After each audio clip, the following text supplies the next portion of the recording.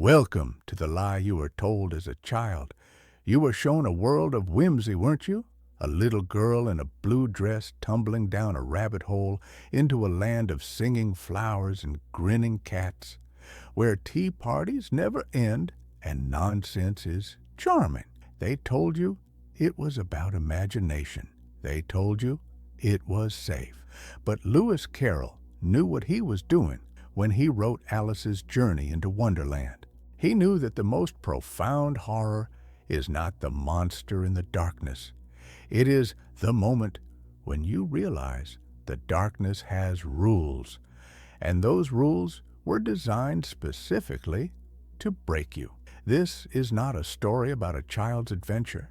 This is a story about a girl who descended into a dimension that feeds on identity itself, where every inhabitant is a psychological predator wearing the painted mask of absurdity, and where the only way to survive is to surrender the one thing that makes you human, the certainty that you exist at all. Alice Little sat by the riverbank that afternoon, trapped between two worlds she could not reconcile. At 12 years old, she existed in that terrible threshold between childhood and whatever came after, a space where her body had begun its betrayals, where adults looked at her differently, where the rules she had memorized no longer seemed to apply.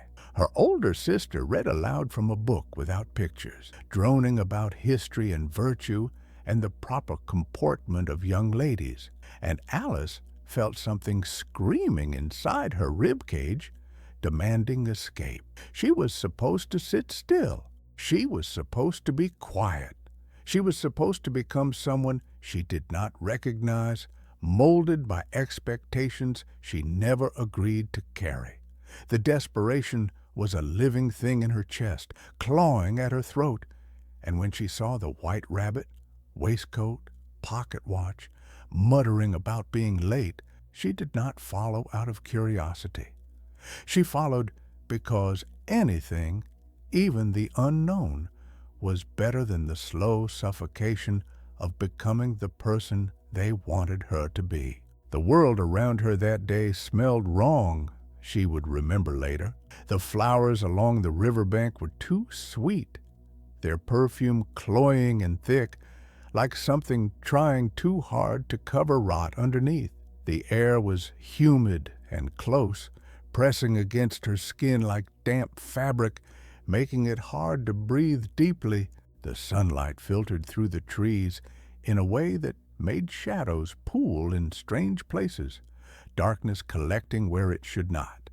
And the insect sounds, the buzz and click and hum, seemed slightly out of rhythm with each other, creating a discordant symphony that set her teeth on edge.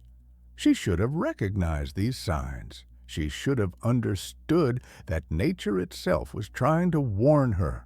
But Alice was so desperate to escape the suffocating propriety of her prescribed life that she interpreted every warning as an invitation, every red flag as a breadcrumb leading toward freedom. The rabbit hole opened before her like a mouth in the earth, and she did not hesitate. The fall was nothing like the illustrated versions would later claim. It was not a gentle floating descent past cupboards and mirrors. It was violent and nauseating, a plunge through absolute darkness broken only by flashes of objects from her life tumbling past her in the void. A teacup her mother favored, the doll she had abandoned when she was told she was too old for such things, a hair ribbon, a child's shoe. Each object glowed with a sickly phosphorescence and appeared for just a moment before vanishing, as if her entire history was being stripped away piece by piece and scattered into the dark. She tried to scream, but the air was sucked from her lungs by the velocity of her descent, and she fell and fell and fell until she had been falling for so long that she could no longer remember what it felt like to stand on solid ground, could no longer remember if she had ever existed anywhere but in this eternal plummet. through the guts of the earth.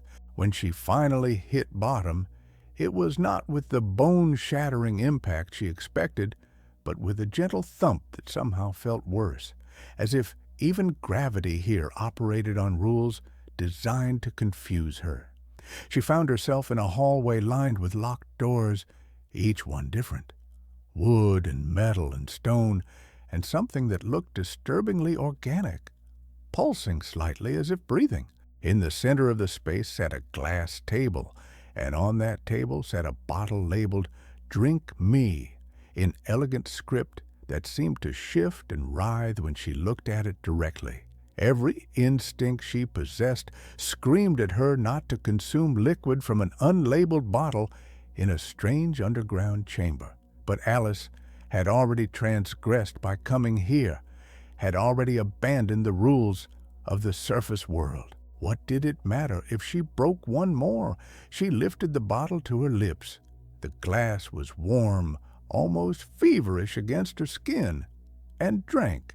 The liquid tasted like cherry tart and custard and pineapple and roast turkey and toffee and hot buttered toast, each flavor arriving and departing in waves, and then her body began to collapse in on itself.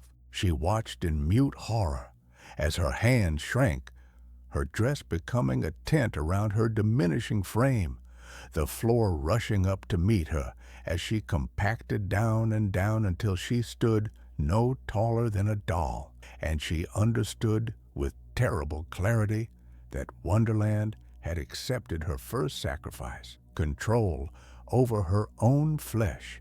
The doors that had seemed merely locked before now towered above her like the walls of prisons, their keyholes vast as tunnel mouths, utterly unreachable.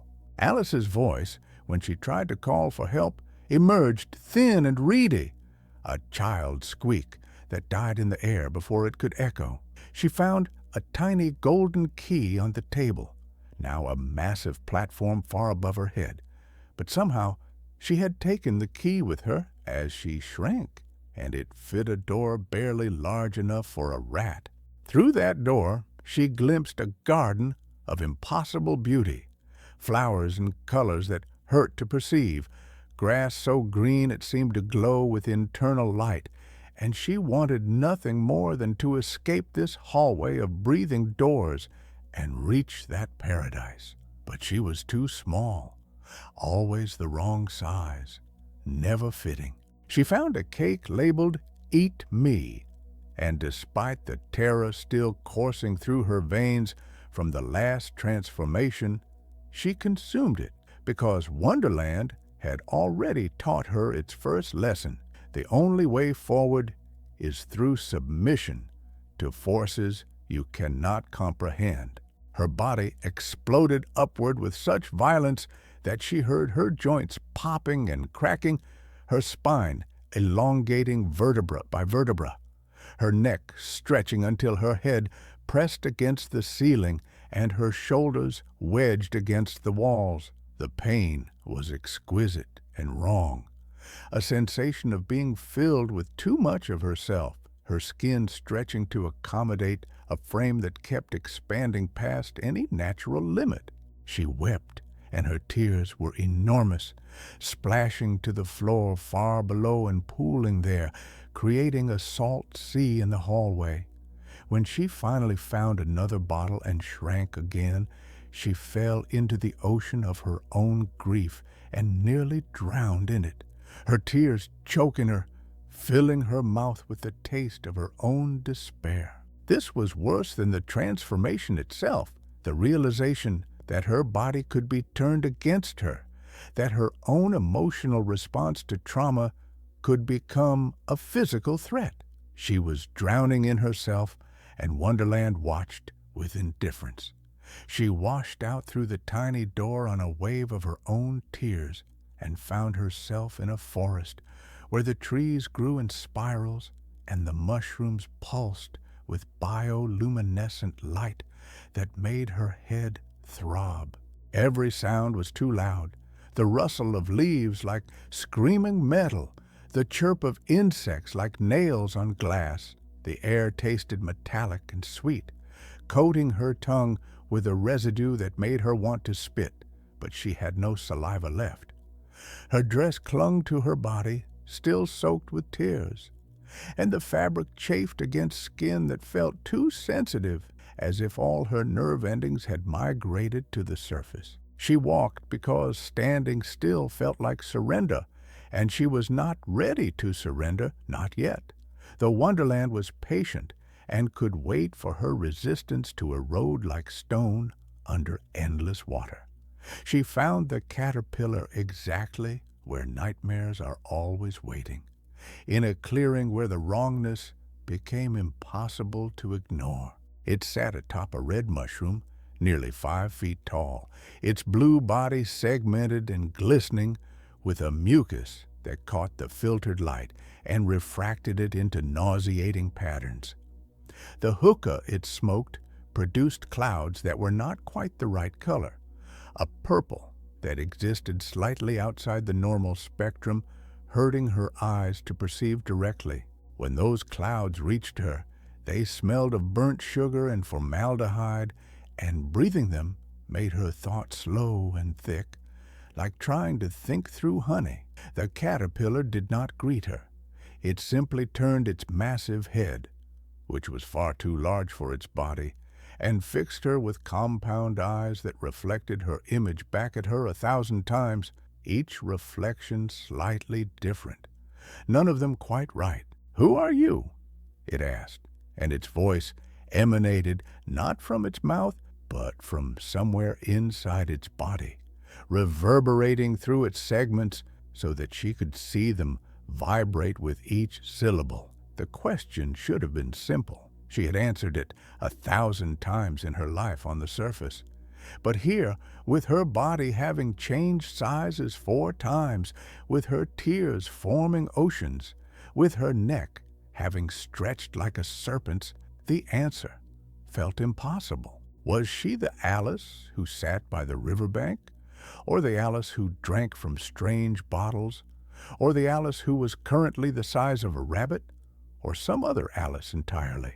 Her mouth opened and closed, and the caterpillar watched with something that might have been amusement or hunger, or both. And she realized that every moment she failed to answer, she became less certain that an answer existed at all. I hardly know, sir, just at present," she finally managed, and the words felt like a confession of something terrible. "I knew who I was when I got up this morning, but I think I must have changed several times since then." The caterpillar's segments rippled with what might have been laughter, and when its mouth opened, she saw that it did not contain a tongue, but rather a writhing mass of smaller mouths, each one opening and closing independently, whispering fragments of words she could not quite hear, but that made her stomach clench with instinctive revulsion.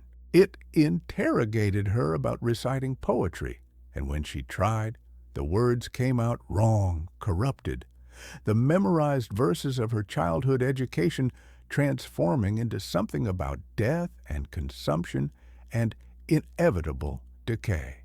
She was forgetting who she was supposed to be, the person she had spent 12 years constructing, and Wonderland was filling the empty spaces with something else. The caterpillar gestured with one of its many legs toward the mushroom on which it sat.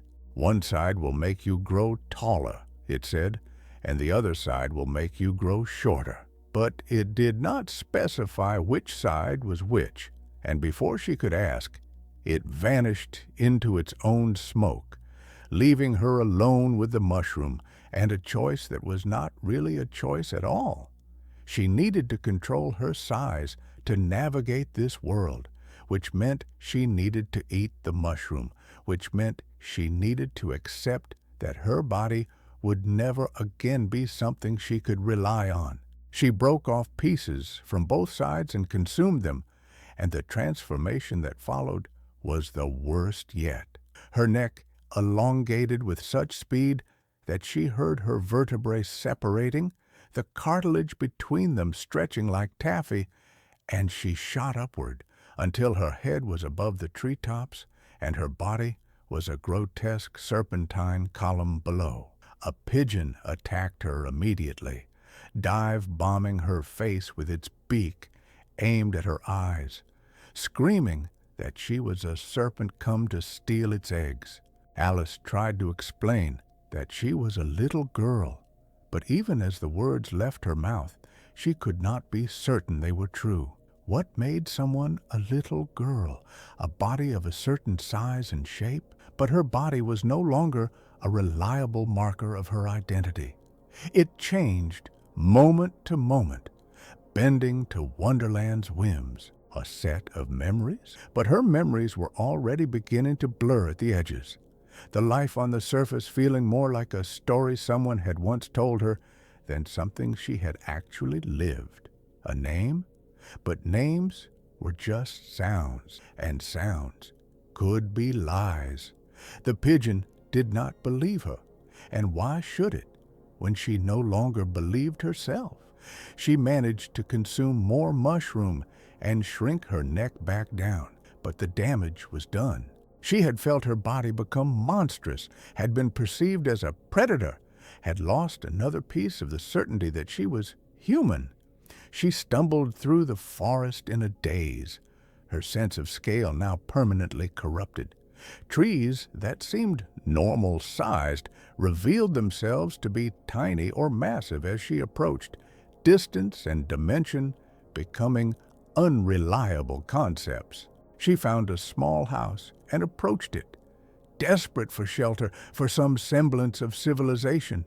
But when she entered, she began to grow again without warning, without having consumed anything, as if Wonderland itself was now changing her at will. Her arm thrust out the window, her leg up the chimney, her back pressed against the ceiling, and she heard voices outside demanding she vacate the premises, calling her a monster, an intruder, and she realized with horror that they were right. She had become the thing that does not fit, the body that violates the space it occupies, too much flesh in too small a container, grotesque and unwanted. They sent a lizard named Bill down the chimney to evict her, and she kicked him out reflexively, heard his body tumbling through the air and landing with a wet thump, and felt a rush of savage satisfaction that terrified her more than anything else that had happened. She had hurt something. She had used her monstrous, uncontrollable body as a weapon. She was becoming capable of violence, and some part of her, some new part that had not existed on the surface, enjoyed it. When they began throwing pebbles through the window that transformed into cakes in midair, she ate them to escape, shrinking down and fleeing into the forest.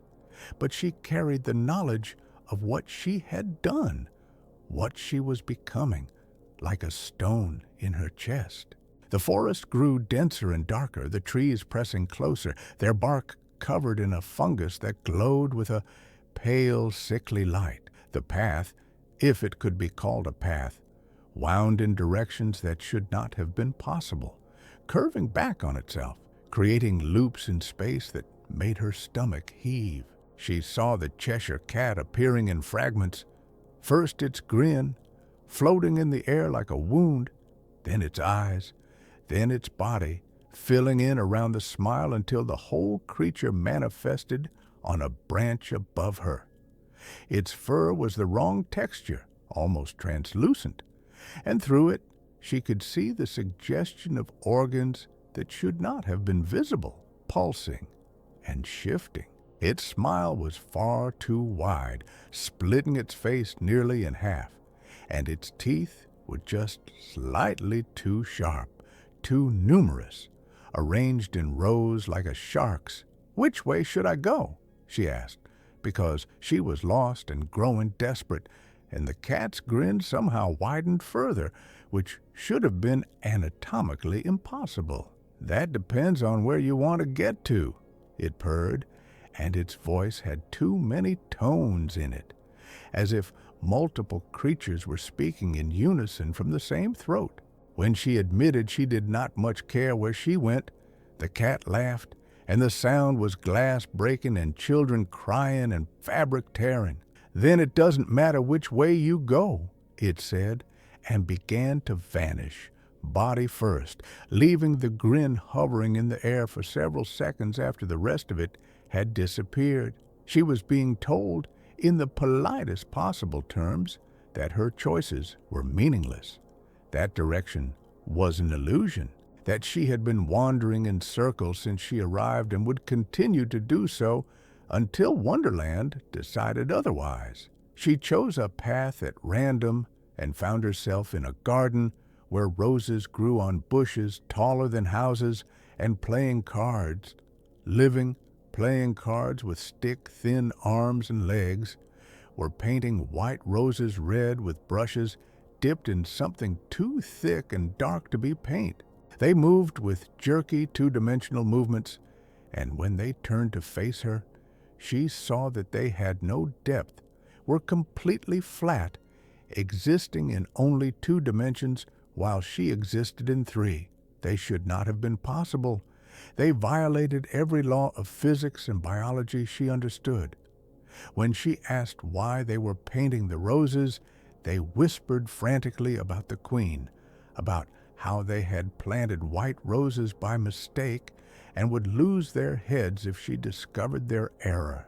Their terror was palpable and contagious, and Alice felt it seeping into her own chest. The understanding that authority here was arbitrary, violent, and utterly unconcerned with justice or reason. The Queen of Hearts arrived like a natural disaster, preceded by a procession of more cards, soldiers and courtiers and servants, all flat, all moving in that unsettling, jerky fashion.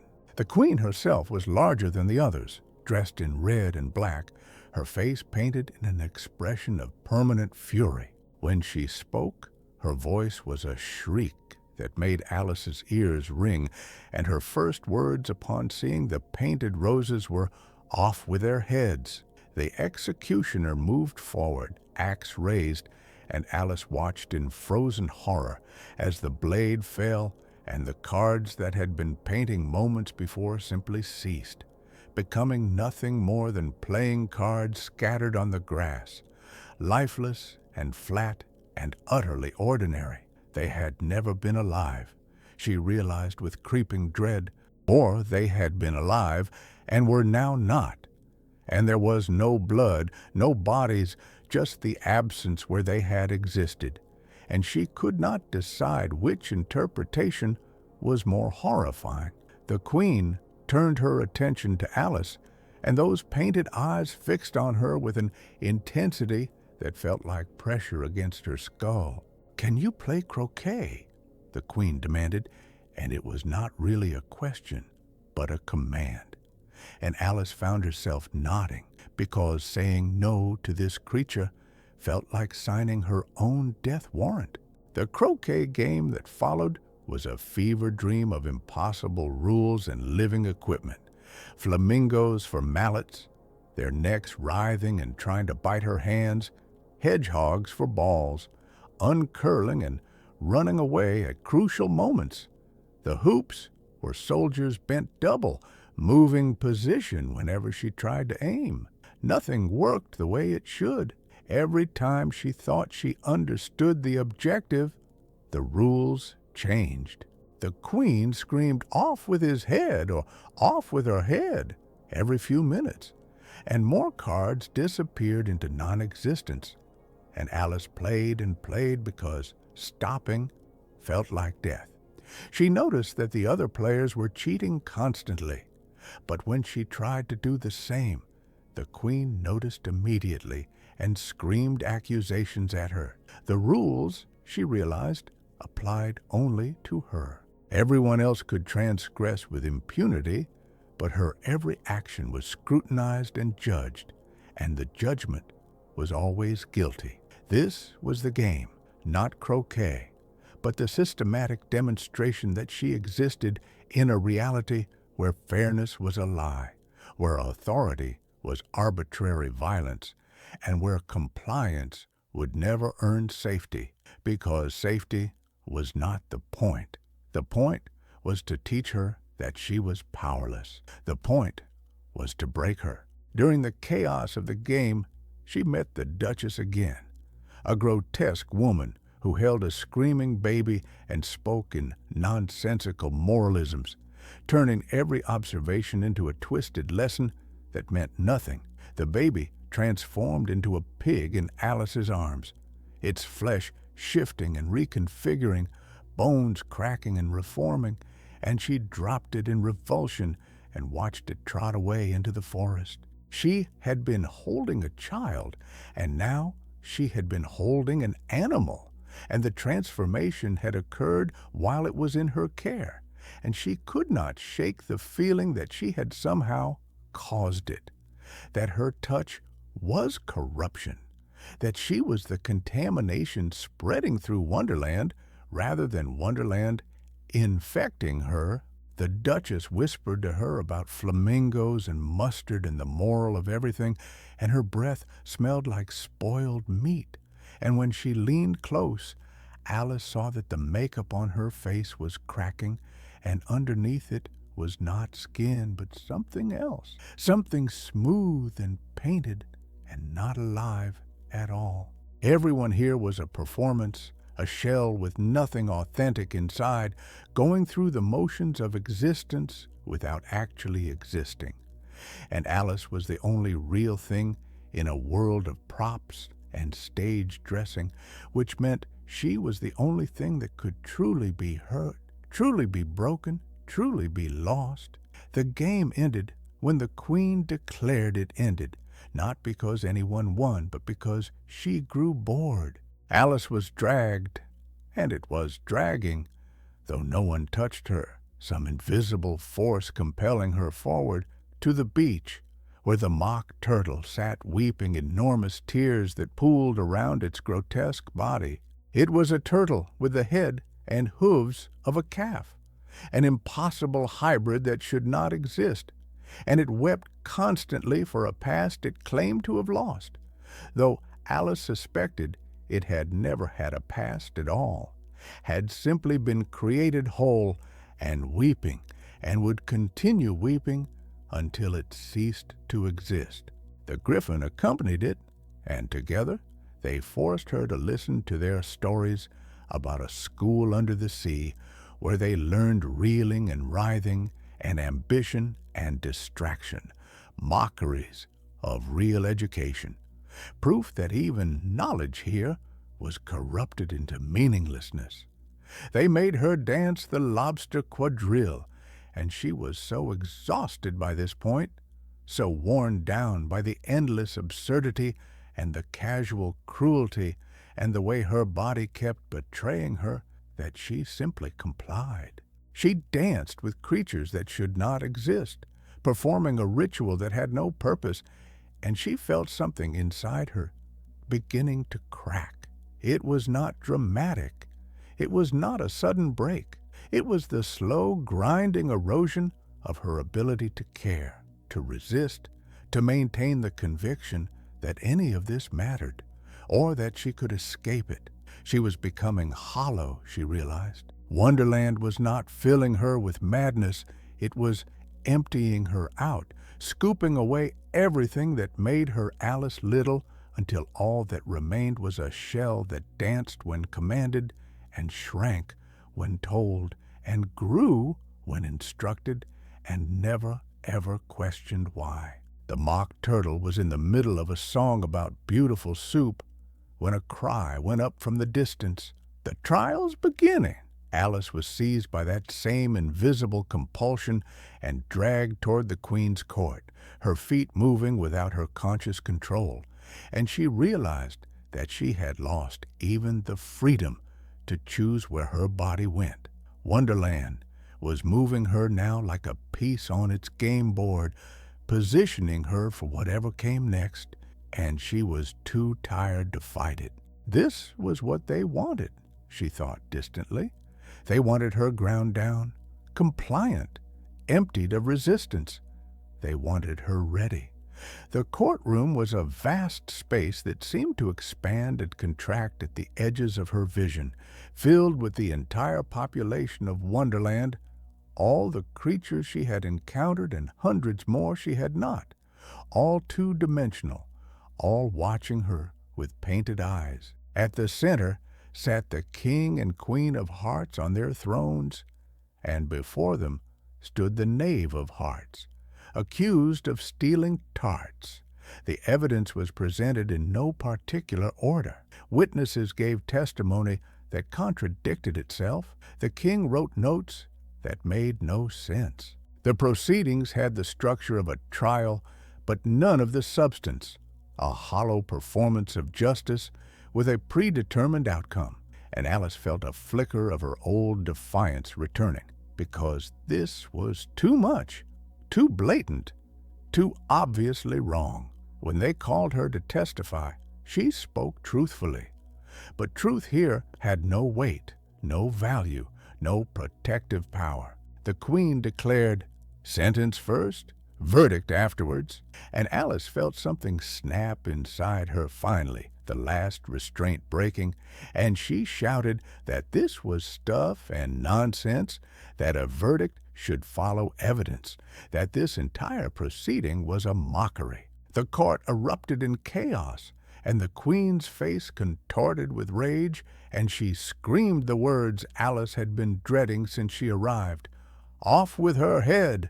The cards rose into the air like a swarm of hornets, their flat bodies somehow creating a sound like wings, a dry rustling that filled the courtroom and drowned out all other noise. They descended on Alice in a flutter of red and black, their edges sharp as razors, and she felt them cutting her as they passed, dozens of tiny slices opening on her arms and face and neck. She screamed and began tearing at them, ripping them in half, shredding them with her hands, and they felt like nothing, just paper, just playing cards, utterly ordinary, but they kept coming, an endless cascade of them, and she fought, because the alternative was to let them bury her, to let them cut her into pieces, to surrender to the execution that made no sense for a crime she did not commit in a trial that was never real. She grabbed at them in fistfuls, ripping through queens and kings and knaves and aces, and as she destroyed them, she felt herself changing again. But this time, the change was different. She was not growing or shrinking, she was flattening. Her body was losing dimension, her thickness compressing, her organs rearranging themselves into impossible configurations as she transformed from a three-dimensional being into something thinner, more like them, more like Wonderland wanted her to be. She could feel her thoughts simplifying, her memories becoming painted images rather than lived experiences, her identity reducing to a role she was meant to play. Alice, the girl who came to Wonderland, the girl who stayed in Wonderland, the girl who became Wonderland. In that moment of ultimate terror, as she felt herself being absorbed into the logic of this nightmare realm, she did the only thing left to her. She denied them. "You're nothing but a pack of cards," she screamed, and the words were not just defiance, but a desperate invocation, an attempt to rob them of their power by naming what they truly were.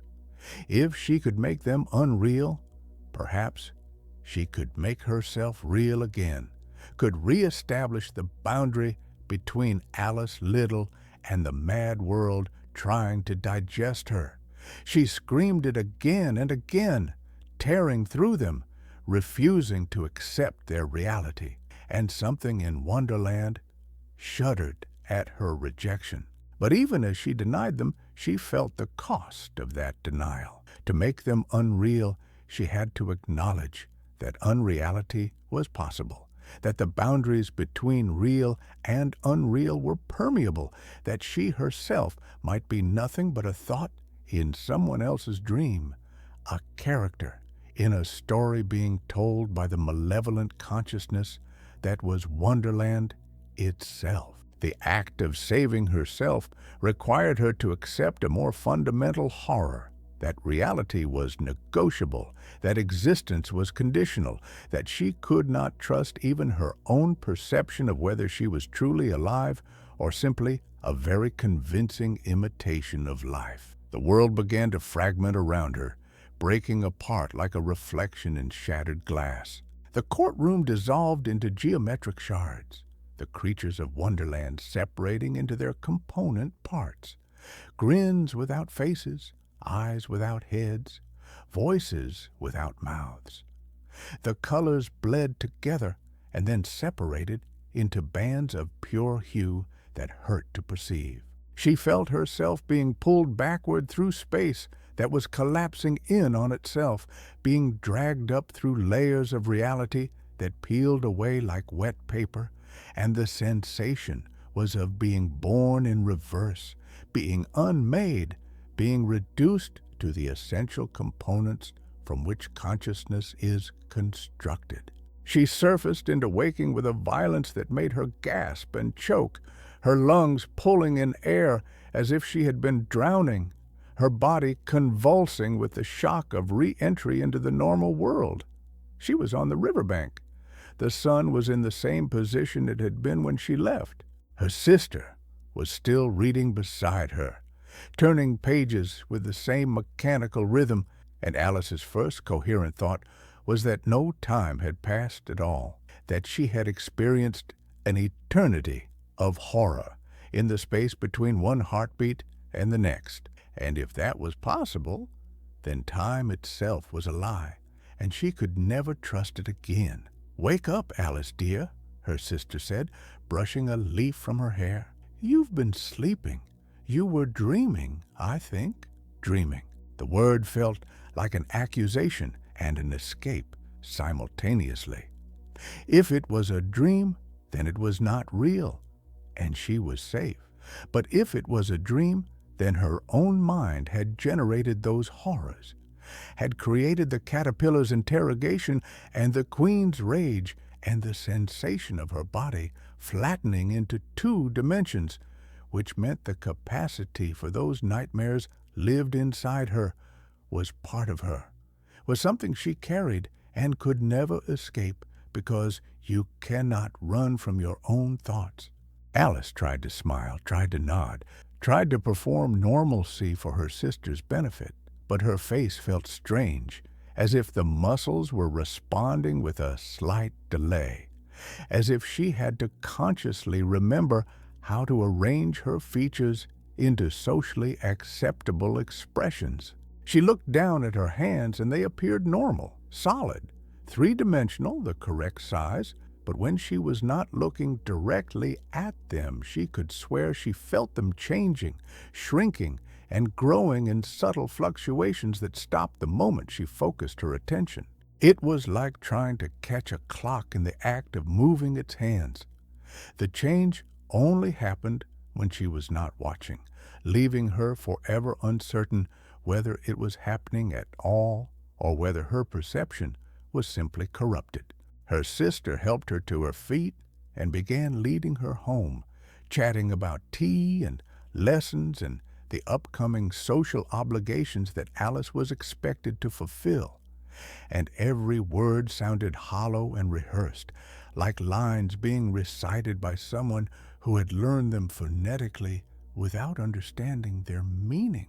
Alice found herself studying her sister's profile, looking for signs that she was real, that she had depth and interiority, and was not simply a 2-dimensional figure painted to look 3-dimensional from certain angles. She wondered if she looked at her sister from the side, whether she would see that she was flat, just a card in a dress, performing the role of concerned sibling. The walk home felt too long and too short simultaneously, distance refusing to behave consistently. She recognized landmarks, the old oak tree, the stone wall, the creek where she had played as a child, but they all seemed slightly wrong, like copies made by someone working from a description rather than direct observation. The proportions were off by increments too small to identify, but large enough to create a pervasive sense of wrongness that made her skin crawl. By the time they reached their house, she was sweating, despite the cool afternoon air, her heart hammering against her ribs, fighting the urge to run, but having nowhere to run to because everywhere was potentially contaminated. Everywhere was potentially still Wonderland, wearing a convincing mask. At dinner that evening, surrounded by her family, she tried to participate in the conversation, but found herself obsessively watching for signs of unnaturalness. Did her father blink at regular intervals, or did he sometimes go too long without blinking? Did her mother's mouth move in perfect synchronization with her words, or was there a slight delay, as if the sound and the image were being generated by separate sources? Did her siblings cast shadows in the correct directions, or did the shadows sometimes point the wrong way when she was not looking directly at them? She realized she was cataloging deviations from normalcy because she no longer had an reliable internal sense of what normalcy was, had lost the baseline against which to measure reality. That night, alone in her bedroom, she stood before the mirror and studied her reflection with the desperate intensity of someone trying to verify their own existence. The girl in the mirror looked like Alice Liddell, but was that proof of anything? Mirrors in Wonderland showed impossible things. Reflections could be lies. She lifted her hand and watched the mirror Alice lift hers in perfect synchronization, and she tried to remember if she had ever before consciously thought about the fact that reflections moved when you moved, or if she had simply accepted it as a fundamental property of reality that required no examination. Now everything required examination. Now nothing could be taken on faith.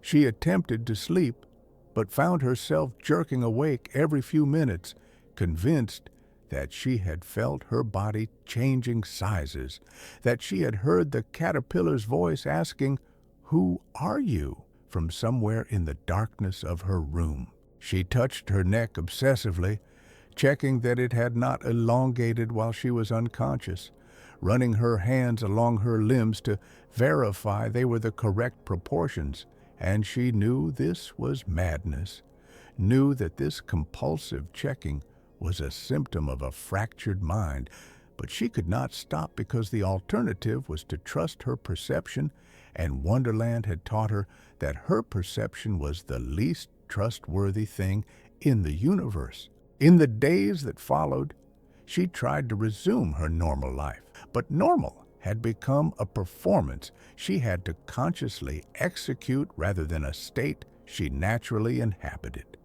She took her lessons and practiced her music and sat properly and spoke when spoken to. But it all felt like she was playing a role, following a script for a character named Alice Liddell, who was supposed to be a proper Victorian girl. Sometimes she caught herself and wondered which was the real Alice, the girl who played croquet with flamingos and debated with caterpillars, or the girl who embroidered samplers and memorized French verbs, or were both of them equally false? Two different performances she put on for two different audiences, with no authentic self existing underneath.